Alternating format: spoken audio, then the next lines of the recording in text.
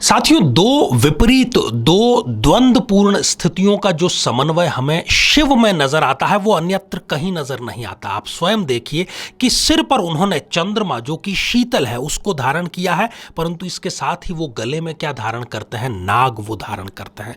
गृहस्थ वो हैं, परंतु वो शमशान में भ्रमण करना पसंद करते हैं। स्वयं अर्धनारीश्वर हैं, परंतु वासना का, काम का उन्होंने स्वयं शमन किया है। हम उनको भोलेनाथ कहते हैं, परंतु वो भोले होने के साथ ही रुद्र है, अपना रुद्र रूप भी वो दिखाते हैं। और इतना ही नहीं, उनका परिवार आप देखिए किस प्रकार के सामंजस्य है। एक प्रकार उनके साथ में चूहा है और चूहे को खाने के लिए सर्प तैयार है और सर्प को खाने के लिए मयूर अर्थात मोर तैयार है, परंतु सब मैत्रीपूर्ण ढंग से रह रहे हैं। इतना अद्भुत, और इसीलिए शायद हम शिव को आशुतोष कहते हैं, शिव कहते हैं, अमृत कहते हैं।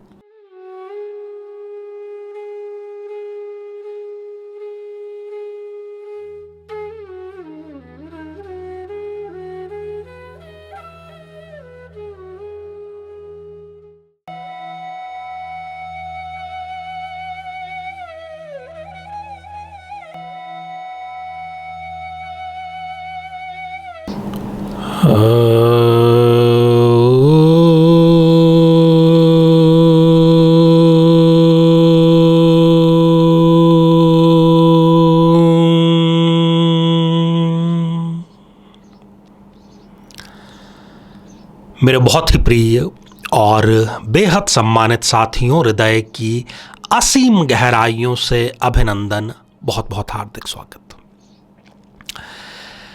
साथियों, श्रावण मास चल रहा है और इस बार का श्रावण इसलिए भी खास है, महत्वपूर्ण है कि ये अधिक अवसर दे रहा है हम जैसे शिव भक्तों को उनका आशीष प्राप्त करने के लिए, क्योंकि 59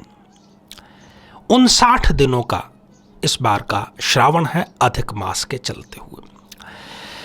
साथियों, ऐसे तो हम जानते ही हैं कि शिव को हम आशुतोष कहते हैं, और आशुतोष का अर्थ होता है जो बहुत आसानी से, बहुत थोड़े में जो प्रसन्न हो जाते हैं, कुछ ज्यादा उनको नहीं चाहिए।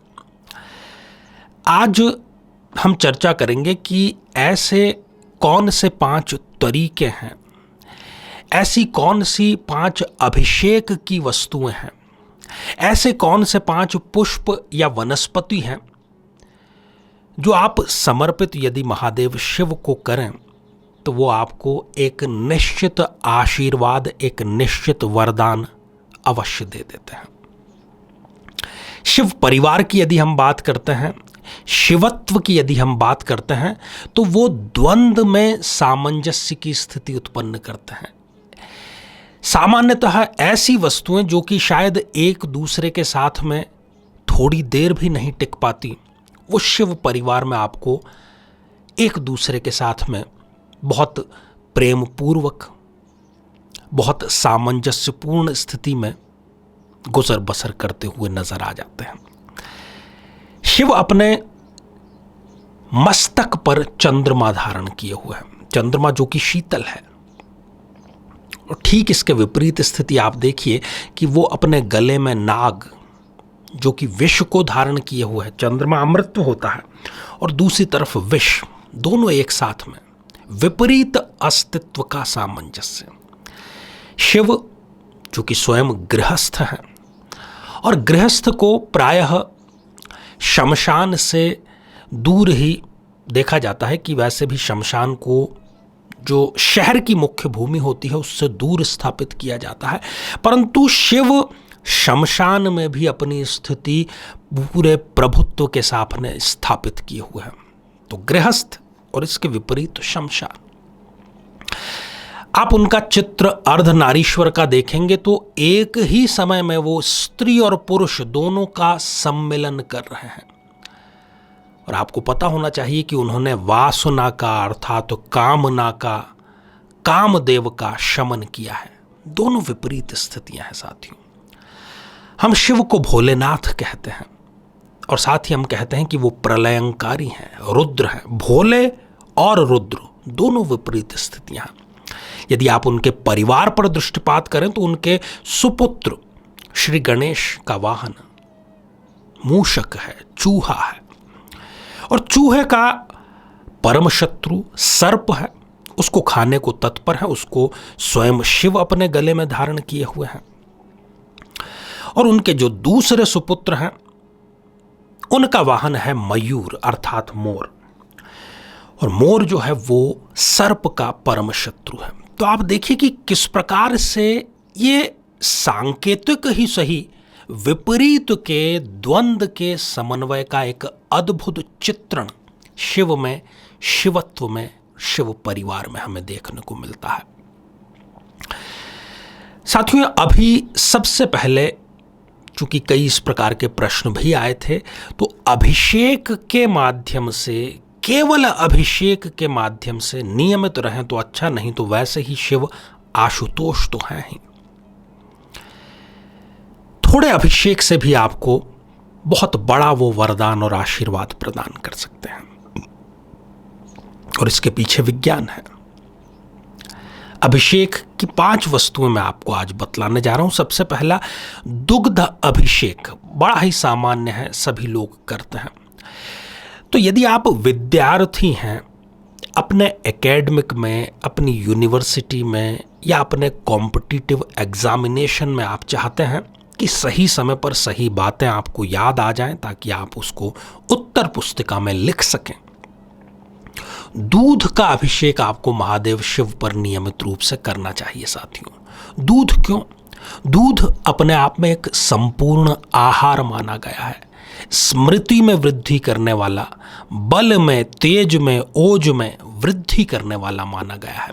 तो यदि आप नियमित रूप से दुग्ध का अभिषेक महादेव पर करते हैं तो आपकी स्मृति में वृद्धि होगी। और आप विद्यार्थी ना भी हैं, यदि किसी कारणवश आपको चीजें सही समय पर याद नहीं आती हैं तो आपको दुग्ध का अभिषेक महादेव पर जरूर करना चाहिए। साथियों, दूसरा साधारण जल, शुद्ध जल की बात करेंगे। जल का गुण क्या है? जल का गुण यह है कि अग्नि को वो शांत करने का कार्य करता है। जहां पर भी अग्नि प्रज्वलित होती है उस पर ले जाकर के आप यदि दुग्ध जल जो है वो समर्पित कर देते हैं तो वो अग्नि तुरंत शांत हो जाती है। जी हाँ, मैं गृह कलेश की बात कर रहा हूं। यदि आप भी गृह कलेश से, रोज रोज के छोटे लड़ाई झगड़ों से परेशान हैं तो आपको नियमित रूप से जल का अभिषेक महादेव पर करना चाहिए। यही जल आपके गृह में जो आग लगी हुई है, जिसको आप क्लेश कहते हैं, उसको शांत करने का कार्य करेगा। साथियों, अद्भुत परिणाम महादेव शिव पर घी के अभिषेक से आते हैं। घी आप चाहें तो जल में थोड़ा सा मिश्रित करके भी कर सकते हैं महादेव पर अभिषेक। यदि बहुत समय बीत गया है, संतति की आपको प्राप्ति नहीं हो रही है, रिपोर्ट आपके नॉर्मल है या नॉर्मल नहीं भी है, शुक्र धातु की कमी है या महिलाओं में रज धातु की कमी है, तो आप घी मिश्रित जल से महादेव पर अभिषेक करिए। आप देखेंगे कि अद्भुत ढंग से केवल कुछ माह के भीतर ही आपको खुशखबरी जरूर मिलेगी और मनोवांछित और भाग्योदय कारक संतान आपको अवश्य प्राप्त होगी। साथियों, चौथा जो है वो तत्व है शहद। ऐसा कहा जाता है कि शहद जो है वो कभी भी खराब नहीं होता। हजारों साल पुराना शहद भी आज शुद्ध रूप से उपलब्ध है। तो शहद में वो शक्ति है, और आयुर्वेद में तो इसका बड़ा महत्व है। कई प्रकार की औषधियों के निर्माण में शहद का जो सम्मिश्रण है वो किया जाता है। तो यदि आप किसी प्रकार के रोग से पीड़ित हैं, रोग की दवाई आप करते रहिए, योग और प्राणायाम भी साथ में करते रहिए, ईश्वर स्मरण भी करते रहिए, परंतु यदि आप शहद का अभिषेक महादेव पर करते हैं तो अद्भुत ढंग से जो दवाई आपको नहीं भी लग रही थी, जिस रोग में आपको लाभ नहीं भी हो रहा था, डॉक्टर्स ने भी यदि हाथ खड़े कर दिए हैं, उन रोगियों को भी चंगा होते हुए, स्वस्थ होते हुए देखा गया है। और इसमें इस श्रेणी में जो अंतिम है वो है गंगा जल। मृत्यु के बाद में हम अस्थियों को गंगा में समर्पित करके आते हैं ताकि उसको मोक्ष की प्राप्ति हो सके। यदि आप जीते जी नियमित रूप से गंगा जल या गंगा जल उपलब्ध नहीं है तो शुद्ध जल में गंगा जल की कुछ बूंदें आप समर्पित करके यदि महादेव को उसका समर्पण करते हैं तो आप एक प्रकार से अपने लिए मोक्ष की तैयारी कर रहे हैं। ये तो सारी अभिषेक की लिक्विड अर्थात द्रव्य वस्तुएं थी। अब कुछ पुष्प और वनस्पति जो कि 5 महत्वपूर्ण हैं, यदि वो भी आप महादेव शिव पर समर्पित करते हैं पूरे श्रद्धा भाव से तो आपकी कोई ना कोई बड़ी कामना जरूर पूर्ण होती है। सबसे पहला है दूर्वा। जी हाँ साथियों, दूर्वा या घास नियमित रूप से महादेव को समर्पित करने से आपकी आयु में वृद्धि होती है। आप देखते हैं कि दूर्वा जो है वो अपने आप उग आती है, बहुत ज़्यादा उसको पोषित करने की आवश्यकता नहीं होती, बहुत ज़्यादा उसका ध्यान देने की आवश्यकता नहीं होती, बल्कि उसको समय समय पर काटा जाता है। अर्थात दूर्वा जो है वो अपने आप में आयु की वृद्धि का प्रतीक है। महादेव को आप समर्पण करें। और कुंडली में यदि अल्पायु योग भी है तो इस दूर्वा के समर्पण से वो नष्ट अवश्य हो जाएगा। बिल्व पत्र आपको पता है कि महादेव को अत्यंत ही प्रिय है। आपकी कोई ऐसी मनोकामना जो आपके दिल में तो है परंतु आपको वास्तविकता में नजर नहीं आती, आप नियमित रूप से बिल्व पत्र महादेव को समर्पित करें और उस अपनी छिपी हुई मनोकामना को शीघ्र ही पूरा होते हुए देखें। साथियों, एक फूल आता है जिसको हम बेला कहते हैं। चाहे आप स्त्री हैं पुरुष हैं, यदि आप किसी को मन ही मन प्रेम करते हैं, आप चाहते हैं कि उनसे ही आपका विवाह संपन्न हो, तो आप नियमित रूप से इस पुष्प को महादेव को समर्पित करें और फिर देखें कि किस प्रकार से वो सारी बाधाएं जो उस सुनिश्चित व्यक्ति के साथ में आपके विवाह संपन्न होने में आ रही थी सब दूर होंगी और शुभ विवाह आपका जरूर संपन्न होगा। कुंडली आप जरूर मिलवाइएगा।